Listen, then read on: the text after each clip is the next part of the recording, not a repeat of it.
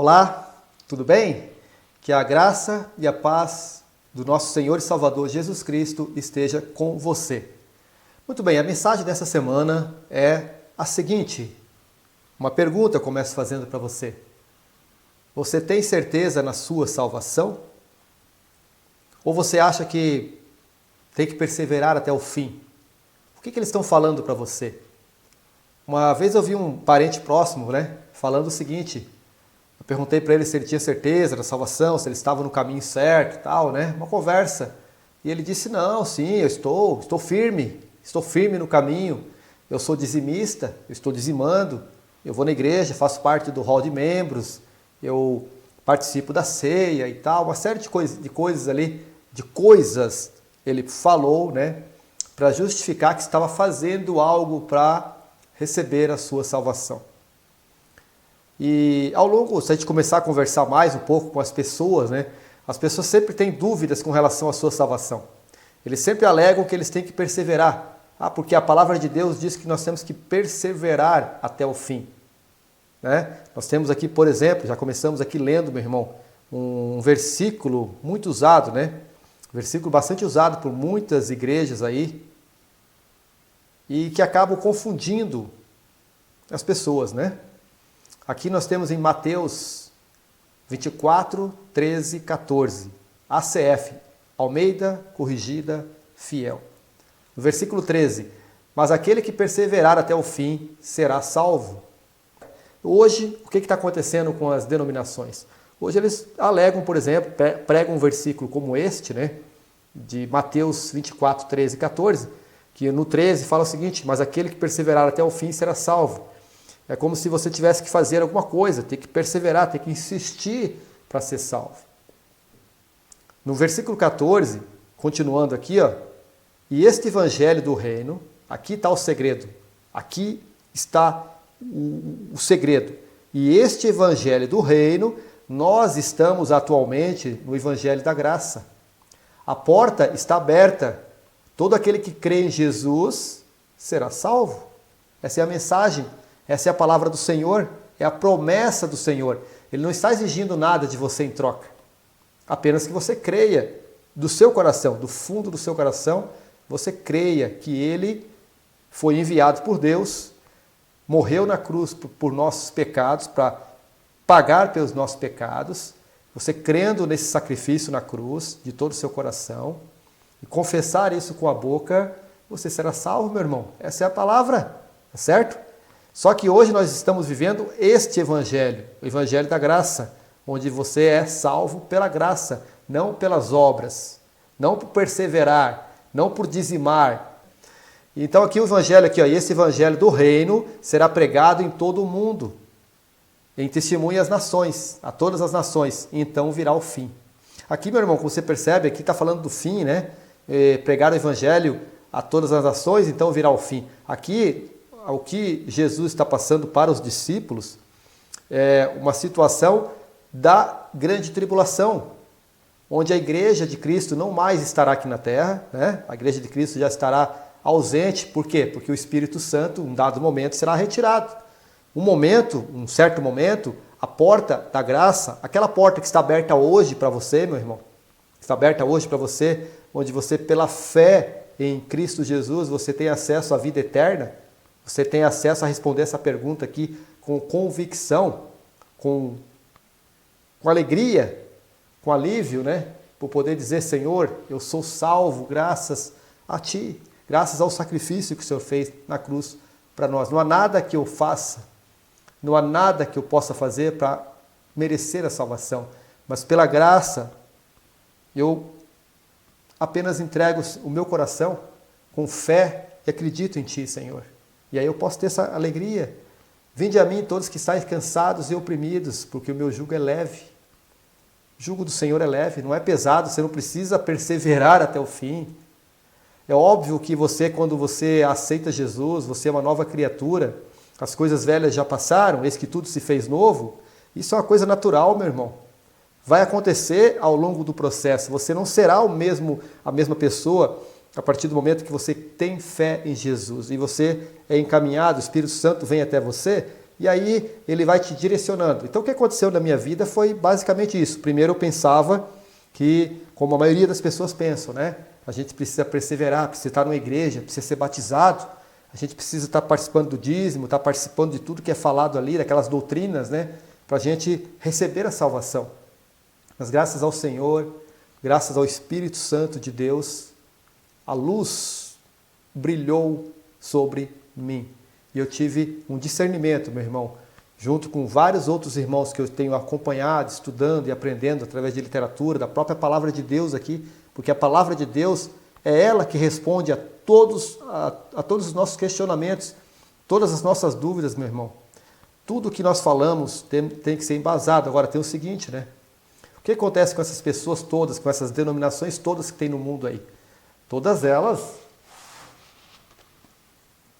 seguem a mesma Bíblia. Algumas com alguma modificação, né? Tem aquela grandona aí, a maior de todas aí, que ela vem de milhares de anos, né? Que ela houve ali, ela alterou algumas coisas da própria Bíblia, né? Mas no geral, todos eles seguem a Bíblia. Todos os protestantes, todas as denominações seguem a Bíblia. Mas por que a interpretação é diferente? Por que eles vão ler esse versículo para você aqui, de Mateus 24, 13 e 14, e dizer que para você ser salvo, você precisa... E dizer que para você ser salvo, você precisa perseverar até o fim? Quando esse versículo está falando, Jesus está falando da grande tribulação, porque os discípulos perguntaram para ele, quando acontecer esses momentos finais aqui, né? Quando a volta de Cristo, onde vai haver o julgamento, onde vai haver o reino dele aqui na terra, o reino milenial dele, quais são os sinais? Jesus fala sobre isso aqui, ele fala sobre a grande tribulação, sobre o sofrimento que virá, sobre a grande assolação, né?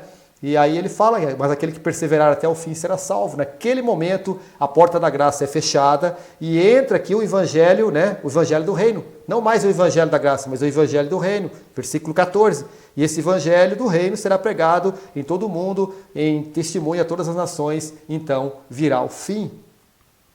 É porque as pessoas não separam a Bíblia. Estamos aqui, meu irmão. Estou aqui agora falando com você sobre essa questão. Uma questão muito grave, né? Que muitos e muitas pessoas hoje, muitos que até mesmo querem ser salvas de verdade, mas que estão presas a essas denominações, que hoje trabalham mais com arrecadação de dinheiro, com política dentro das igrejas, ao invés de trabalhar com o verdadeiro evangelho de Cristo. Porque afinal de contas, meu irmão, hoje, na era atual, o evangelho da graça, onde tem a igreja de Cristo aqui, junto com o Espírito Santo de Deus, nós não pertencemos a este mundo. A grande verdade é essa. Nós não pertencemos a este mundo, nós somos peregrinos aqui. Estamos a caminho do céu. Somos representantes de Deus aqui na terra, para falar do Senhor, aqueles que ainda não ouviram falar. Para falar da salvação, do Evangelho da graça. E muitos hoje estão preocupados com as coisas terrenas, né? Preocupado com grandes templos, grandes construções, prédios, hospitais, escolas, clubes, tratamento, indústrias, quando o foco deveria ser apenas Jesus. Passar o Evangelho de Jesus, porque todas essas coisas ao qual estamos vendo, sentindo e tocando passarão. Apenas as coisas celestiais não passarão. Então nós, como Igreja de Cristo, que somos sacerdote real do Senhor, somos uma nação santa, um povo escolhido, um povo separado, devemos nos preocupar com as coisas celestiais, não com as coisas dessa terra. Pouco importa o que a sociedade fala, pouco importa o que eles estão falando que a gente tem que seguir, que a gente está sendo de repente um alienado, isso não interessa. Quando Noé comunicava o dilúvio, durante 120 anos ele comunicou o dilúvio, as pessoas estavam pouco se lixando porque ele estava falando. As pessoas não deram a menor importância, continuaram nos seus pecados, nos seus delitos, nas suas concupiscências, nos seus prazeres, né? E a vida foi seguindo, e durante 120 anos a paciência de Deus suportou, para ver se de repente alguns daqueles se arrependeriam, né? E se voltariam para Noé e buscariam uma arca para se salvar. Mas quando chegou o dia, meu irmão, quando chegou o dia, só entrou a família de Noé. 8 pessoas entraram na arca. Ela foi fechada por Deus e a chuva começou a cair. E veja que na época de Noé, nem chovia, era só a garoinha. Não tinha águas e como nós temos hoje aí. Então todo mundo ria, se acabava de rir, tirava o sarro, né? achava ridículo aquilo ali. É como hoje as pessoas acham de nós, né? Quando nós falamos assim, não, nós não temos que se preocupar com as políticas desse mundo, com os políticos desse mundo, com as coisas desse mundo, e sim com as coisas celestiais de Cristo, porque nós somos membros da igreja de Cristo. Fazemos parte do corpo de Cristo. Somos a noiva, que no futuro seremos juntados com o noivo, que é o cabeça da igreja, que é Jesus Cristo, e reinaremos com ele para sempre. O nosso foco é lá, não é aqui. Somos aqui forasteiros, não estamos em casa aqui. Então não temos que ficar se preocupando. Então a gente vê muitas denominações hoje, que são chamadas de igrejas, né, com CNPJ, que elas estão preocupadas com cargos políticos, com apoio, né, e aí com coisas terrestres, terrenas. E o que está acabando? Acaba que as pessoas não têm o verdadeiro Espírito Santo e aquilo que Jesus disse lá, né, lá para os fariseus na época dele, lá no templo, para os doutores da lei, aqueles que queriam que crucificaram Jesus, né, o judaísmo, os judeus, seguindo os mandamentos de Moisés, seguindo a lei de Moisés, seguindo doutrinas de homens ali. Claro, existe a lei que Deus passou a Moisés e Moisés passou, né, a todo o povo hebreu, todo o povo judeu. Mas esse povo que seguia aquela lei foi o que crucificou nosso Salvador. Aquele povo que seguia a lei. E hoje nós temos o quê? Hoje nós temos um grande arraial, né? Um grande sistema religioso que colocou Jesus para fora. O foco não é mais Jesus, é outras coisas, as pessoas nem percebem. E aí eles oferecem o quê? Oferecem diversão na igreja, oferecem conferências, viagem, todo um cardápio de coisas que satisfazem a carne, amizades, né? As pessoas têm amizade, influências ali, eles entram num sistema, numa bolha, e aí muitos acreditam até que nem conseguem sair daquela bolha, e mudam totalmente a sua vida. E Jesus falou o que para aqueles fariseus naquela época lá? Vocês não entram e impedem os outros de entrar. É muito triste ouvir isso, meu irmão, que você que está ouvindo essa mensagem até agora aqui, não esteja sendo impedido de acessar o reino do Senhor, de pertencer à igreja de Cristo, de fazer parte da igreja de Cristo, e ter certeza na sua salvação, meu irmão, porque quando você crê em Jesus, você sentir a presença do Espírito Santo, e para sentir a presença do Espírito Santo, meu irmão, não precisa nenhuma manifestação. Você não precisa falar línguas, você não precisa pular, você não precisa sentir uma energia. Não. Tenha fé e você sentirá a paz do Senhor em seu coração. A paz e a tranquilidade, a alegria, a felicidade, algo que transcende qualquer entendimento desse mundo. Isso é o sinal, meu irmão, que você está no caminho certo, tá? E um outro versículo que eles falam aqui, fora de contexto também, para que você não caia, é esse aqui, ó. Está aqui em 1 Coríntios 10, 12, tá? 10, 12. Diz o seguinte: aquele, pois, que cuida estar em pé, olhe que não caia, olhe e não caia. Ou seja, algumas igrejas que eu sei, eles falam assim, ó, você tem que ficar esperto, perseverar ali, ó, né? Porque se você bobear, você vai cair.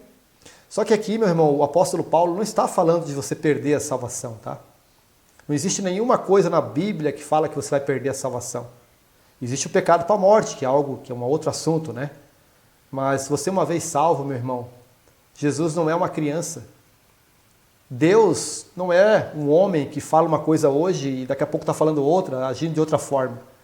Deus, é o Criador de tudo que você consegue ver nesse universo e daquilo que você não consegue ver. De tudo aquilo que você consegue mensurar e de tudo aquilo que você também não consegue mensurar. Deus é muito grande, meu irmão. Deus é muito grande, é muito poderoso. Sua palavra não passará.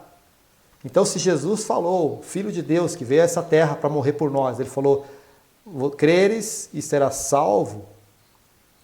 E não existe nenhuma passagem dizendo que você vai perder a salvação, uma vez que você foi salvo.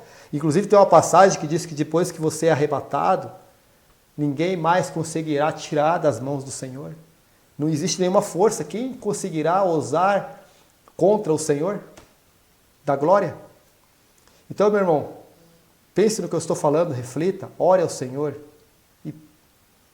e peça a Ele para que te coloque no caminho certo, no caminho verdadeiro da igreja de Cristo. A verdadeira igreja do Senhor, certo? Essa igreja não é criada por homens, ela foi fundada, foi edificada por Jesus. Você viu lá em Mateus 24:16, na semana passada, né? A conversa com Pedro, né? Sobre essa pedra edificarei a minha igreja. Edificarei. Quando ele estava falando isso, ele ainda estava falando do evangelho do reino, que ele estava aqui na terra ainda, falando para os judeus, né? Por isso que é bom contextos, né? Contextualizar bem a Bíblia, para não cair nessas ondas, né? Porque todas essas grandes denominações, todos eles estão trabalhando com a mesma Bíblia. Mas eles pegam versículos descontextualizados, que não dizem respeito a nós, e aí dá essa bagunça toda. E o interessante, meu irmão, antes de continuar aqui os versículos que comprovam e confirmam que a salvação, nós podemos ter certeza na salvação, a Bíblia, a palavra de Deus, ela tem o Velho Testamento e o Novo Testamento. Todo mundo sabe disso. O Evangelho, o Novo Evangelho, o Novo Testamento, e ela tem o Velho Testamento. Então, a palavra de Deus, ela tem a leitura dela, a mensagem dela, ela tem públicos aqui, tá? Ela tem uma parte que ela foi escrita para o povo de Israel, povo judeu, onde nós temos o judaísmo, né? Que é toda a parte do Velho Testamento. Só que, inclusive o Novo Testamento também tem uma parte para os judeus, que é o Evangelho do Reino, que foi pregado pelo João Batista, por próprio Jesus Cristo, nosso Salvador que esteve aqui na terra, junto com seus discípulos. Aquilo era o Evangelho do Reino, ainda pregado para o povo de Israel, para a salvação do povo de Israel, porque Jesus pretendia realmente reinar sobre o seu povo ali. E o povo de Israel é o povo de Deus, é os judeus, eles continuam sendo o povo de Deus, o povo escolhido, né? E aí nós temos os gentios, a Bíblia aqui. Os gentios não tem nada a ver com o Velho Testamento. O Velho Testamento não se concentrava nos gentios. Quem que são os gentios? Os gentios são todas as nações, todos os povos que não são judeus, que não são israelitas. A grande maioria, né? Os gentios. Então a Bíblia tem uma parte que ela escreve para os gentios, uma parte que ela escreve para os judeus. E aí nesse inteirinho todo surgiu o mistério revelado para Paulo, o apóstolo Paulo, que é a igreja de Cristo, que foi fundada em Atos dos Apóstolos, Atos 2, na descida de Pentecostes, ali começou a igreja de Cristo, que é um mistério, né? Mistério revelado. Então agora a Bíblia nós temos 3 públicos. O Israel, que é o povo judeu, tem os gentios, que são todas as nações do mundo, que não são o povo judeu, e a igreja que surgiu em Atos 2. Então, quando você lê a Bíblia, a palavra do Senhor, você tem que estar muito atento, meu irmão, se aquilo que está falando, está escrevendo ali, é para você. Aí você pode dizer o seguinte, então se o Velho Testamento, por exemplo, o Velho Testamento é mais para o povo judeu, então a gente não precisa ler, porque a gente não é judeu, então a gente vai ler só o Novo Testamento, a partir dos evangelhos ainda, a partir de Atos, então, porque nós somos a igreja, gentios, que podemos ser a igreja de Cristo, né? A igreja surgiu. E aí eu vou dizer para você o seguinte, meu irmão. Lá, Deus deixou essa Bíblia toda escrita para nós, inspiradas pelo Espírito Santo, para revelar todo o seu plano para nós. Nós, seres humanos, somos muito importantes para Deus. Tanto é que Ele enviou seu Filho unigênito a essa terra para morrer por nós, por mim e por você, meu irmão. Então Deus deixou revelada aqui a sua palavra. Em Gênesis nós temos a criação, a origem do mundo, de tudo que Deus criou. E temos a origem do pecado aqui, meu irmão, a origem da morte. Depois nós temos aqui a geração vindo, né? O povo hebreu vindo, tudo acontecendo, até a total destruição, né? Total destruição da vida, né? O planeta continuou, mas a destruição da vida, né? O juízo da vida. No grande dilúvio ali, na época de Noé. E depois de Noé, recomeçou novamente o ciclo, né? Onde nós estamos até hoje. Passou por Jesus, Então tudo isso está no Velho Testamento, meu irmão. É aqui que você vai entender a origem do pecado, como que o homem, qual a misericórdia de Deus aqui perante os homens, né, que são muito idólatras. Os homens são muito idólatras, os homens eles não têm gratidão, eles são ingratos, os homens se distorcem rapidamente. Então você vai ver aqui o juízo de Deus acontecendo, as coisas acontecendo, e aí é bom para a gente saber a história, para saber tudo o que aconteceu até chegar a nós. E depois nós temos aqui o livro profético, os livros proféticos aqui, que falam de tudo que aconteceu até Jesus e de tudo que está acontecendo até hoje. Inclusive aqui em Sofonias nós temos relatos da palavra do Senhor profética, falando aí sobre a questão da faixa de Gaza, lá daquela guerra que está acontecendo entre Israel e Hamas. Então aqui a gente consegue ver e entender o que está acontecendo aí nos dias atuais, lá no Velho Testamento. Os livros proféticos de Daniel falam toda a história, né? Toda a história, inclusive aquela era escura, vamos dizer assim, né? Onde a Igreja Católica dominou por mais de 1.200 anos, na época da Inquisição, onde muitas pessoas foram mortas, milhares e milhares de pessoas foram mortas por apenas lerem a palavra do Senhor e se reunirem para adorar ao Senhor Jesus Cristo. Muitos foram mortos, infelizmente. Muitas Bíblias e Bíblias foram queimadas. A ideia deles era sumir, né, com a palavra do Senhor. Então essa era também estava profetizada em Daniel. Então nós temos no Velho Testamento muita coisa profetizada, de profecias que vale para hoje, para os nossos dias atuais. Inclusive, o profeta Daniel profeta Daniel e o livro de Apocalipse, do apóstolo João, eles até trabalham em conjunto sobre os eventos finais, né? Então é interessante saber. E o Novo Testamento, nós temos a parte dos evangelhos ali, até os evangelhos de, por exemplo, Mateus, que foi escrito para o povo judeu ainda, mesmo estando no Novo Testamento, ele foi escrito para o povo judeu, para que o povo judeu se arrependesse dos seus pecados, saísse fora daquele sistema, né, e voltasse para Jesus, o Salvador, o Rei que estava ali diante deles naquele momento. Quando você ler a Bíblia, tem que ver que tem 3 públicos ali: povo judeu, Israel, povo gentil, que são as nações, e a Igreja de Cristo, que são uma combinação de gentios e também de judeus convertidos ao cristianismo. Só que a grande maioria a gente sabe que é o povo gentil, né? Tá certo? Então, esclarecido isso, vamos a alguns versículos, meus irmãos, que confirmam, né, que a salvação é garantida para todo aquele que crê verdadeiramente no Senhor Jesus, tá? Nós temos aqui, em João 3,16, porque Deus amou o mundo de tal maneira que deu seu Filho unigênito, para que todo aquele que nele crer, não pereça, mas tenha a vida eterna. Você ter a vida eterna não significa você estar salvo? E o que você precisa fazer para isso? Crer. Todo aquele que nele crer, não pereça, mas tenha a vida eterna. O principal Deus já fez, meu irmão. O principal Deus já fez. Ele enviou seu Filho unigênito, porque ele foi o Cordeiro de Deus que tira o pecado do mundo. Somente ele e por ele que nós podemos se achegar a Deus, meu irmão. Então é isso que você tem que ter na cabeça. Primeiro marca João 3,16 na sua cabeça. Leia e assimile essa palavra. Porque Deus amou o mundo de tal maneira que deu. Imagina você pegando seu filho hoje. Se você não tem filho, você não tem como saber o que eu estou falando, né? Mas pensa em alguém que você mais gosta hoje. E manda para morrer, para sofrer, para carregar todos os pecados, todo o sofrimento do mundo todo sobre suas costas. Qual que é o sentimento que Jesus sentiu nesses momentos dele aqui na terra, né? Para quê? Para que nós tenhamos a vida eterna. E depois, irmão, nós temos aqui, em João 5:24, tudo que eu estou lendo aqui na versão ACF, que é Almeida Corrigida Fiel, tá? Na verdade vos digo que quem ouve a minha palavra e crê naquele que me enviou, quem que enviou? Deus, né?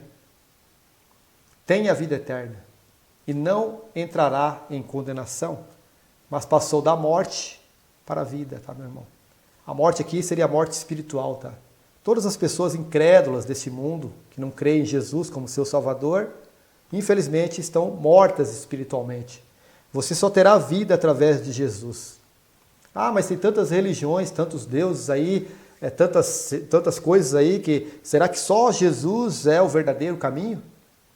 Meu irmão, existe algum livro mais antigo do que a Bíblia? Existe algum Deus melhor apresentado, criador de todas as coisas, da vida e do próprio ser humano, a imagem e a semelhança de Deus? Existe alguns desses deuses que estão falando por aí, algumas coisas, algumas crenças que tem por aí, onde o seu fundador, ele ressuscitou mortos, ele, ao tocar um leproso, que somente o próprio judeu sabia que somente Jeová teria condições de curar um leproso, e Jesus tocou num leproso. E além de não se contaminar com a doença, ele curou totalmente o leproso, deixando ali para os judeus um testemunho vivo de que Jeová estava junto deles. E por que eles não viram, meu irmão? Porque as profecias tinham que se cumprir. Só por isso. Para Deus tudo tem um propósito, tudo tem um planejamento, e eu faço parte desse projeto aqui, desse planejamento. E você que está ouvindo também faz parte desse planejamento do Senhor, meu irmão, e minha irmã que está ouvindo essa mensagem. E aí nós temos aqui o seguinte, Marcos 16:16, né?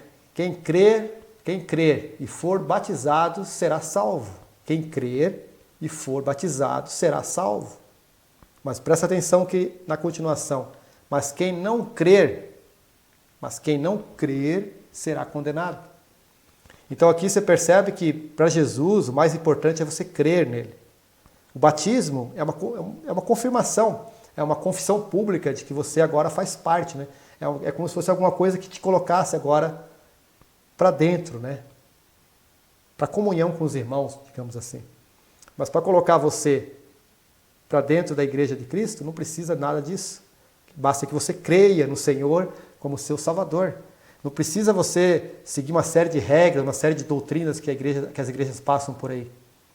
Basta que você creia em Jesus de todo o seu coração. Vamos continuar para ver aqui, meu irmão. Isso aqui está em Marcos 16:16, né? Veja o que está dizendo aqui em Romanos 10, versículos 9 e 10, tá? A saber, apóstolo Paulo falando aqui, né? Se com a tua boca confessares ao Senhor Jesus, e em teu coração creres que Deus o ressuscitou dentre os mortos, serás salvo. Se com a tua boca confessares ao Senhor Jesus, e em teu coração, o que manda para o Senhor é o que está dentro do seu coração aqui, ó. Não é o que eu estou falando muito, não, mas o que está dentro do meu coração. Mas se eu confesso isso publicamente, eu estou confessando o Senhor Jesus. Eu estou mostrando ao mundo que eu agora faço parte da igreja de Cristo, corpo de Cristo, e eu aceitei Ele como meu Salvador. E aí, continuando aqui, né, em teu coração creres, e creres que Deus o ressuscitou dentre os mortos, serás salvo. Não tem mais nada, meu irmão, aqui não tem nenhum segredo nesses versículos bíblicos aqui. Não existe nenhuma pegadinha, não existe mais você tem que fazer isso ou aquilo, não. É isso aqui, ó. E continuando aqui no versículo 10, ó, visto que com o coração se crê para a justiça. Com o coração é que você é justificado para Deus. Como assim ser justificado, meu irmão? Eu não estou mais condenado. Eu não vou ser mais julgado. Esses dias eu conversando com a irmã da igreja adventista, e ela falou que a gente tem que cuidar para a gente passar pelo tribunal de Cristo e ser salvo. Eu falei, que é isso? Passar pelo tribunal de Cristo e ser salvo? Eu falei, não, minha irmã, quem é salvo não passa pelo tribunal de Cristo. O tribunal, o julgamento será para condenação, não para salvação. A porta da graça é agora. Quando Jesus voltar para julgar, ele julgará, apenas mostrará, abrirão-se os livros para mostrar tudo aquilo que a pessoa fez de errado na vida dele. E por que Deus está condenando essa pessoa eternamente ao lago de fogo, né? Ao lago de fogo. A ausência total de Deus, a separação total, ao tormento, a ausência de luz, né? Ali sim. Então é o que eu falo, meu irmão, tem muitas pessoas confusas nesse meio todo, né? É isso que eu quero que você fique esperto com relação a isso, tá? Que você busque o Senhor de todo o seu coração e peça a Ele discernimento, meu irmão. E aí nós temos aqui, para concluir aqui, ó, em Efésios 2, 8 e 9, tá? Porque pela graça sois salvos, pela graça, mediante a graça, por meio da fé. Fé em quem? Fé em Jesus Cristo. Você tendo fé em Jesus, a porta da graça está aberta. A porta da graça está aberta. E aí você vai ter a vida eterna. Mas porque pela graça sois salvos por meio da fé. E isso não vem de vós, não vem de mim. É um dom de Deus. Então é Deus, meu irmão, que tem que levar você a Cristo. É Deus que tem que enviar você ao Salvador. E o Salvador vai ser aquele que vai te salvar. Vai ser aquele que vai te tirar do mundo da perdição, das fraquezas desse mundo e vai te levar para um outro patamar, para uma outra realidade, onde nada do que tem aqui fará sentido para você. E aí, no versículo 9, nós temos assim, ó, e não vem das obras, tá? Para que ninguém se glorie. Ou seja, graça é graça, meu irmão. Graça significa um favor imerecível. Nós não merecemos esse favor de Cristo, mas Ele, por graça, nos deu isso, tá? E é como você dá um presente para alguém.